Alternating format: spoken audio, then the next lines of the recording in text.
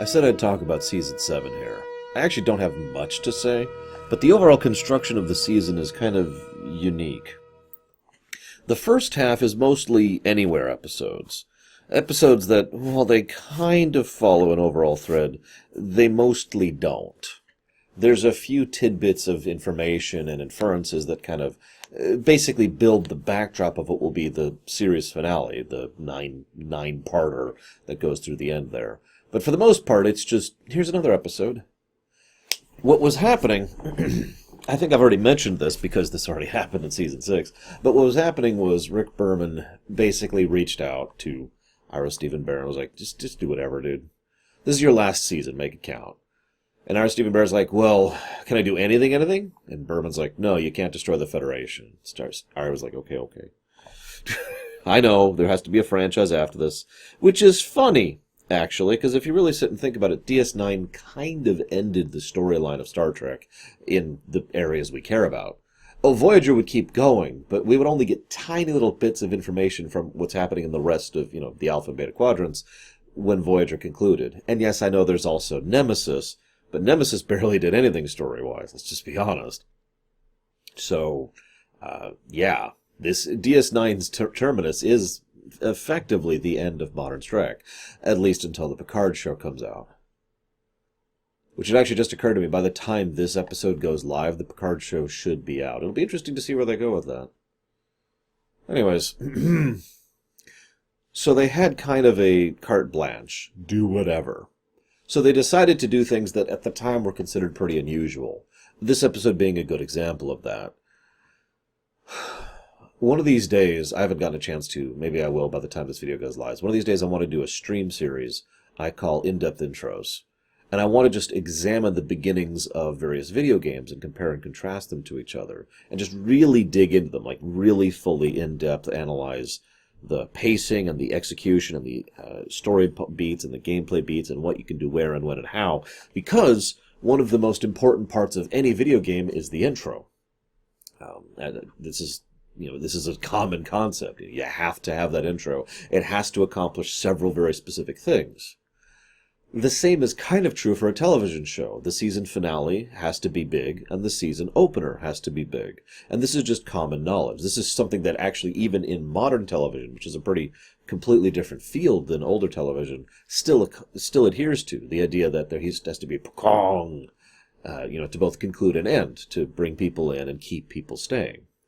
So the idea to have a very quiet, subtle, just sort of another day in the life kind of a thing was actually rather unusual for the opener of Season 7.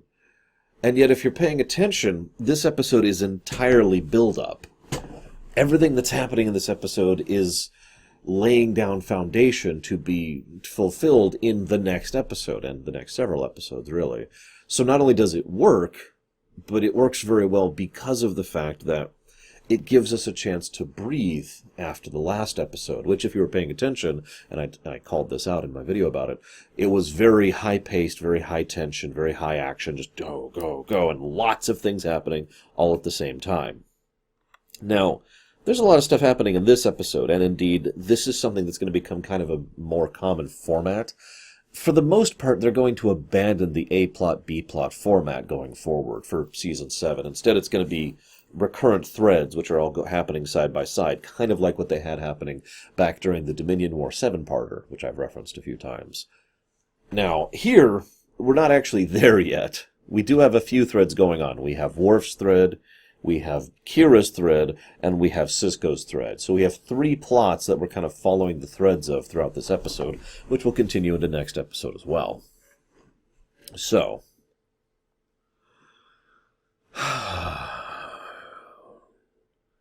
there's this nice little bit where Nog mentions that he prefers escort and convoy duty to open combat, because it's safer. I'm only pointing that out because we're still not up to the big Nog episode, but more to the point, we're after Valiant. Nog has had a taste of combat on the Defiant and on the Valiant, and if I'm being blunt, I'd be astonished if he wasn't suffering some kind of PTSD for what he went through. I mean, give me a break, right? I trying to think how to phrase this. I also like the fact that the first 3 tidbits are all about missing Sisko. How this cult of the paw wraiths, which showed up out of nowhere, is kind of an issue, and how they just don't really know how to handle it, blah, blah, blah. It's, if only Sisko was here, right? And I don't blame them. The man was a good leader, as I've pointed out several times.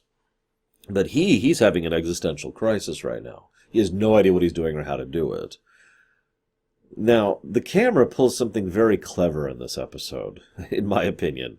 It's a tiny little touch, but it helps to emphasize how de-emphasized Sisko has become. He went from being in charge of tactical operations for an entire fleet, one of the frontmen of the war that's happening right now, the Great War, and point man for the Bajorans as the effective major figure of their religion, even more so than the local equivalent of the Pope, and in charge of Deep Space Nine on top of all that, and father, and all those other roles he juggles. He goes from all that to being a guy that the camera avoids because he's just the background guy playing piano that some people probably don't even recognize. What I mean by that, it's just really nice that the camera starts over here, and it zooms out, pans out, and then kind of goes under so you can't see Sisko's face, and then just goes over to Joseph over there and him talking to his patrons. It's a nice bit because if that wasn't Sisko, if that wasn't, Benjamin Sisko right there, that would be the exact same type of camera pan you would use in a scene like this. Thus, the emphasis is made clear. He's just a normal guy, basically an extra. It's only when we call attention to the fact that that's Sisko that then the camera's like, and it's like, oh. Helps to showcase the tone, really bringing it back down to earth, as I've said before. Then he has a vision. 3 months, and he hasn't had a vision. God, the prophets like to take their time, don't they? Although, there has been an argument made that that's not the prophets giving him that vision. I'm going to bring that topic up more next episode. For now, all I'm going to say is, this is Captain Sisko, who's an adjutant to Commander Ross, who's in charge of Deep Space Nine, and he has been basically AWOL for 3 months. Now, the episodes, to my knowledge, will never acknowledge this, but for all intents and purposes, Sisko has effectively resigned his commission here. They're in the middle of a war. They're in the middle of the war. In fact, they're in the middle of a total war, to use a specific terminology. And he has just decided to take 3 months off? I am amazed they didn't bring up that at some point or another. But anyways, I'm getting off topic.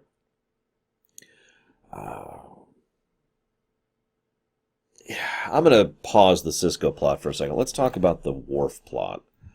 So, first of all, we see another musical. 1 minute, 43 seconds. Okay. I don't have much to add to that. It's just they're still doing the whole musicals thing. I'm starting to feel like it's a little bit of deliberate padding to try and make the episode runtime run out a little bit. Because you'll notice they don't actually finish the song before Worf goes nuts and starts destroying everything. Instead, he sings for a period of time. Worf gets a little bit more and more upset, and then finally he loses it. From a creative perspective, they could have had that happen at any time. So I like to think that they recorded, like, say, 4 minutes, however long the song actually is, and then decided how long they needed the episode to run, and then chopped it down to that point. And that's when Worf loses it. Just my opinion. That's what I would have done. So the Worf plot actually makes a weirdly large amount of sense to me, because the whole point is that Worf can't mourn properly. Klingons, as has been pointed out, tend to have a briefer grieving period, because of the very nature of how they view death, their love affair with death, which is actually something that'll be brought up later in this very season. So, why is Worf so upset about this? Well, you could say, well, it's because, he's not a Klingon, he's been raised Federation. Yet, no, Worf has always been an embracer of Klingon ideals and concepts. So, why exactly is it that it's bothering him so much? That's a nice little puzzle piece, and it just kind of sits there until we realize that the whole point is that Jadzia died badly. One of the really important parts of Klingon culture is that a death has to be a good death. Now, what I find most interesting is that makes a weird amount of pragmatic sense of tangible sense when you have an entire society built around killing and war and conquest. Trying to ensure that everyone actively seeks a good death helps to enforce the artificial code of ethics, that is to say, the external honor or fake honor that the Klingon culture runs on. But what if someone dies a bad death through no fault of their own? This is actually something that's been discussed in other forms of fiction as well, to wit, in some dwarven cultures and some fantasy settings, they have very specific rules for how you go to what afterlife, depending on how you died.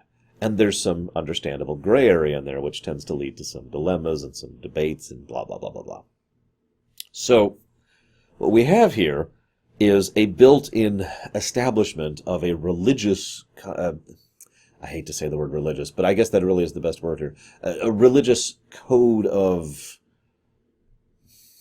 laws, basically. Operations that you can do, things that you can accomplish in order to try and alter the circumstances after the fact. Now, I've got him explaining this stuff, but I have a really bad headache right now. Please forgive me. I'm trying to think through this. The point is, it makes a lot of sense. If the Klingon afterlife exists, then it makes sense that they would want to make a way so that you could get into it. And if the Klingon afterlife doesn't exist, they would want to build in a way to their societal foundation that you can fix a bad death. Otherwise, every bad death would cause a lot of bad blood, like it does with Worf. This is one death for one Klingon. Think about how many other bad deaths the Klingon culture would have to endure in order to be able to still function.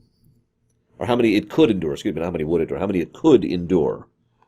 My point being, from both a tangible and an intangible perspective, you can kind of see how the need for these rules of being able to fix the score after the game make a lot of sense. Thus, now we have to accomplish a great battle, and in so doing, earn her place in Sto-vo-kor. Now, what I love best about this is they think about approaching Admiral Ross, and they're like, we can't do that. I'd like to think Ross would be at least amenable to the concept. I mean, he might not jump on board with the idea, but Ross is a pretty chill guy, and a pretty understanding guy, and a pretty good admiral. If one of his commanding officers is having legitimate problems commanding because of this issue, I think he'd at least be willing to consider it. But, of course, they don't. They go to Martok, who understands completely, who they don't even have to explain it to. Martok is just like, look, I need our first officer to help me on a mission to get Jadzia into Sto-vo-kor. He doesn't even say what the mission is. Just, we're going to get Jadzia into Sto-vo-kor. That's the mission. Bam! And something about that really delights me. I also want to say something as a quick aside. It's weirdly refreshing to see the afterlives discussed in this manner in Star Trek.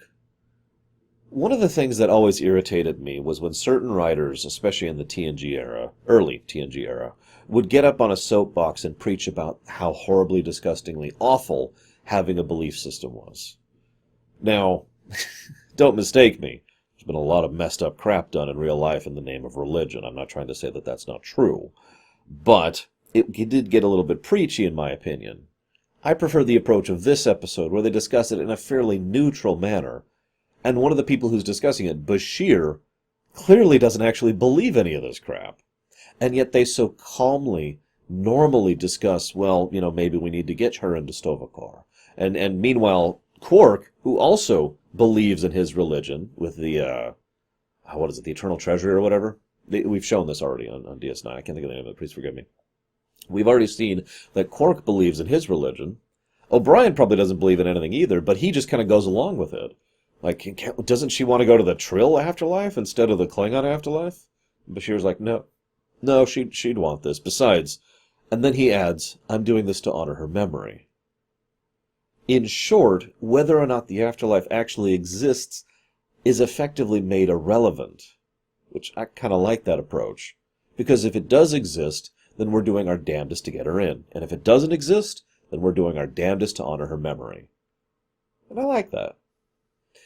Anyways, this is also interesting because we knew that Moore has several thoughts on whether or not Sto-vo-kor actually exists. And this is actually something I brought up in Barge of the Dead over on Voyager, which is also not only an excellent episode, but an episode that never definitively says whether Sto-vo-kor actually exists or not. So you can kind of see the similar threads and parallels there. Moore's writing, I've said this before, several writers, you can see their fingerprints. It's very obvious. But anyways, moving on. Now I'm going to laugh if he didn't write this episode. Let me scroll up a bit here. Did he write this episode? Nope. Guess I'm an idiot. I stand by my statement.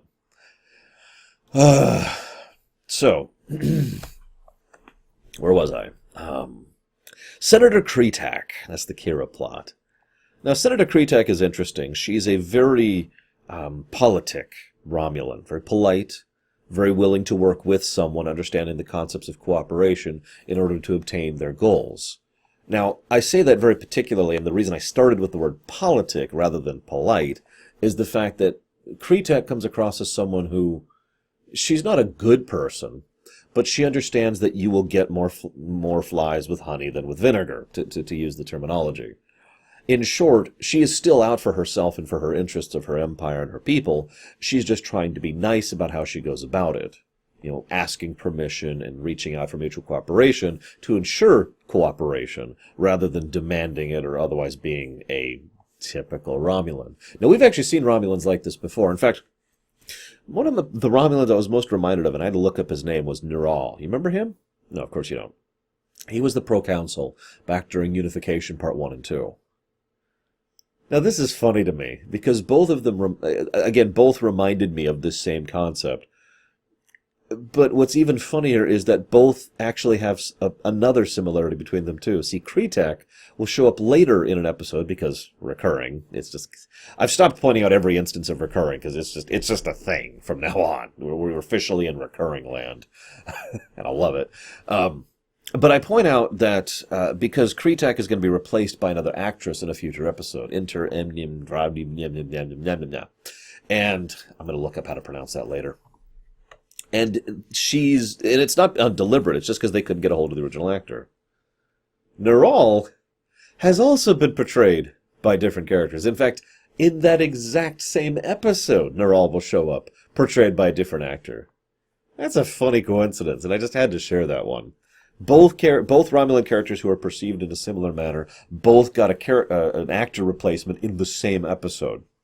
Anyways, I do also like, how do I phrase this? The overall idea of the Romulans reaching out for the idea of having a hospital and setting up military emplacements on said hospital. All of that makes sense to me, because it's a very Romulan way of doing things, isn't it? They do actually need the hospital, assuming it is a hospital for real, and they could actually make good use of having a medical facility here so close to the front lines. Remember, as I've said many times, Bajor is basically next door, interstellarly speaking, to Cardassia. So this is as close to the front lines as we really get, not counting the recent conquest of mobile weapons platform land. I forget the name of it. They mentioned it last episode. They mentioned it this episode, too. So this is very close to the front lines, is what I'm trying to say. So, yeah, having a fully equipped medical facility here totally makes sense.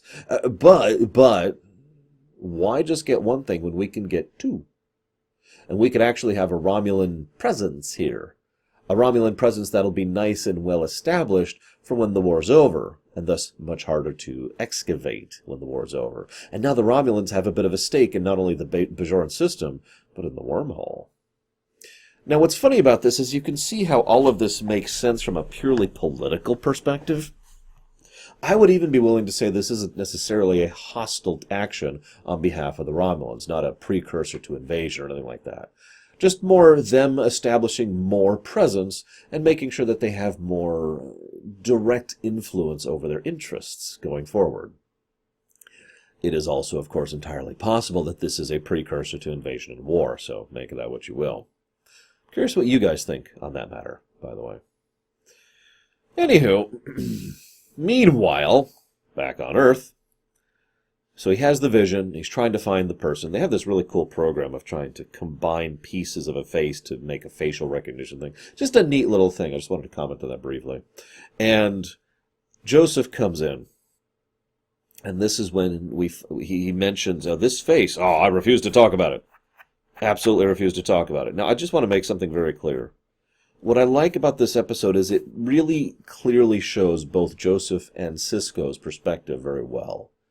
Joseph has obviously gone through a lot of crap, and this is obviously an extremely painful memory for him. He got no closure on this. In fact, he's going to get closure on this next episode. That's part of why he goes along with the expedition at the end, right? This is something that was just... I want you to imagine for a moment, to really put you into his shoes for a second. I want you to imagine you found someone, and it just clicks. You two Tetris together perfectly. And you have a wonderful life, and you spend several years together, actually closer to like a year and a half from what I understand of the timeline, of just a year and a half of bliss, and then she just vanishes one day. No word. No nothing. Just gone. Picture what that feels like. Now. Now imagine you live on Earth, which... Okay, I know that sounds like a weird statement. Imagine you live on Earth in Star Trek, in modern Star Trek. The paradise, the realm supreme, right? Imagine you live there and that happens to you and you can't even find her because she has just vanished so thoroughly. And imagine you spend time and effort and work for months trying to track her down and you finally do, and you find out she died in an accident before you could even reach her. Can you even picture what that would feel like? You never knew. You don't understand what happened. You have no comprehension of that. What are you going to do about that? Bury it, which is exactly what he did. You'll notice that Jake mentions the photo. He found it in storage when he was moving stuff around. That's not a photo that's out on display. That's not a photo Joseph looks at periodically. No, that photo is over there in the closet. I have a few photos like that myself. I'm sure some of you do as well. So you can see, and again, wonderful praise to the actor whose name I can't think of. Wonderful praise to Brock Peters, because he manages to sell the perspective of someone who this wound is still open. There is still a raw pain here. This is like 30 years ago, and it still hurts. He does a good job of that. But at the same time, you can tell how he acknowledges how it was wrong to never open up about this to Sisko, which brings me to Sisko's perspective. The woman who raised him was not his biological mother, and he'd never even heard of his biological mother. And you could see how that's just, what? You never told me? You never explained that to me? Joseph gives his reasons, but he doesn't really excuse himself. He just apologizes and says, we make decisions in life. Sometimes they're right, and sometimes they're wrong. He rather forthrightly admits that he is wrong and doesn't try to really justify it. He just explains himself and apologizes. It's a wonderfully human scene, and as usual, the two actors just gel wonderfully together. Then things get interesting, because he brings out the necklace, which has Bajoran's script on it.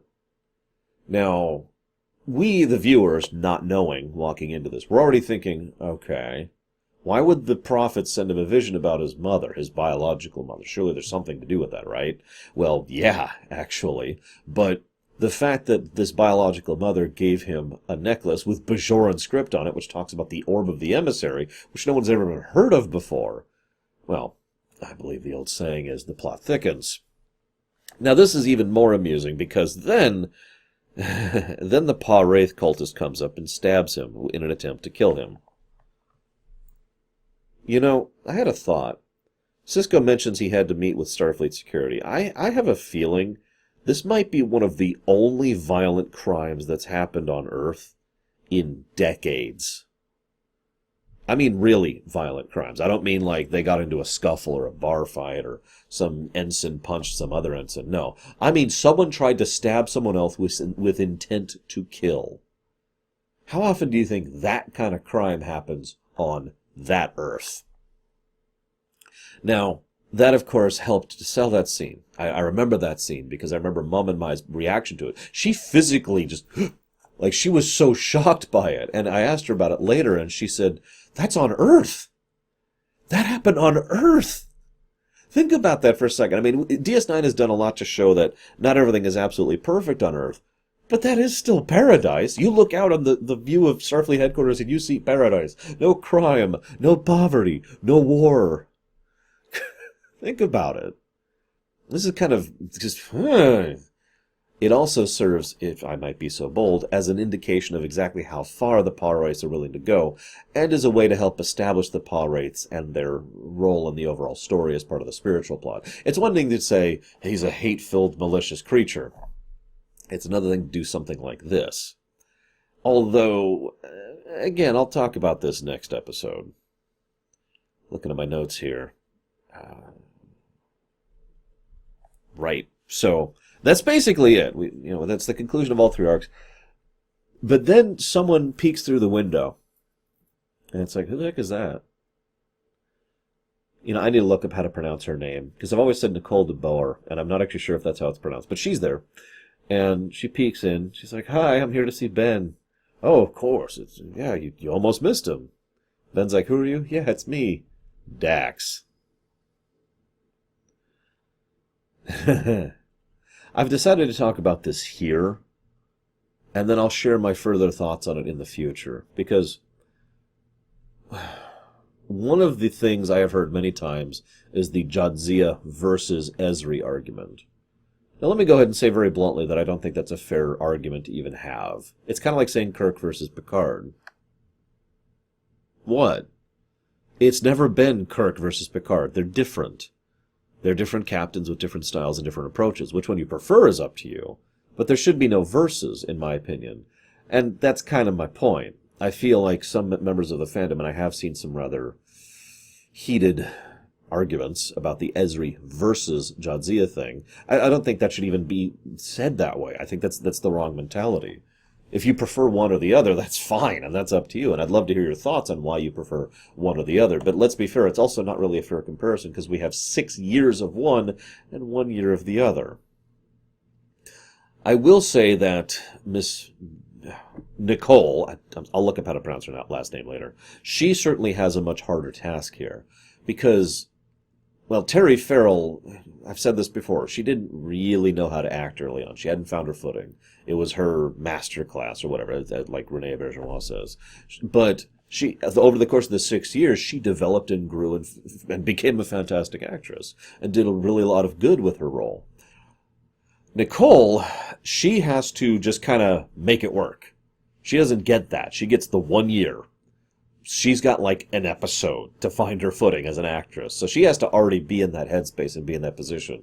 And, well, she also has a harder role to play. She doesn't have to play someone with 7 billion life years of experience. She has to play someone who wasn't supposed to be joined, who is still having trouble with the joining. And while she has those memories in the background, they have not properly merged with her like a true joining should. It could be argued that Ezri Dax is more like Ezri, Dax, an additional separation between the two. And that's going to be a part of her character and something she has to handle. We'll even have a couple episodes specifically devoted to her as we do the build-up to the finale.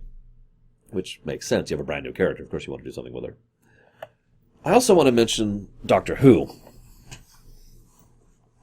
Now, the parallel here should be obvious, but on the off chance I have to say it out loud, with someone like Dax, they always had the background option to go ahead and have someone else play Dax. In fact, they did this semi-frequently when occasionally the symbiote would go into someone else, which, leads to some interesting circumstances.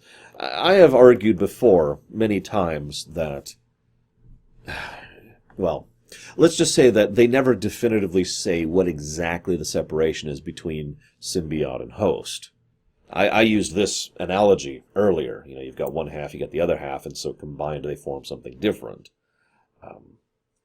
But they don't... As a consequence of this, Ezri Dax is more or less portrayed as an entirely separate entity, as she should be, which of course would be true with any new Dax, which also, again, kind of parallels the Doctor Who thing. In fact, I actually saw a fanfic once that posited the idea that the Time Lords were actually just a very specifically advanced form of Trill. Yeah, I don't buy it either, but it was an interesting read. This was a while ago. We'll see exactly how she does, but I wanted to give this opinion going forward. I think...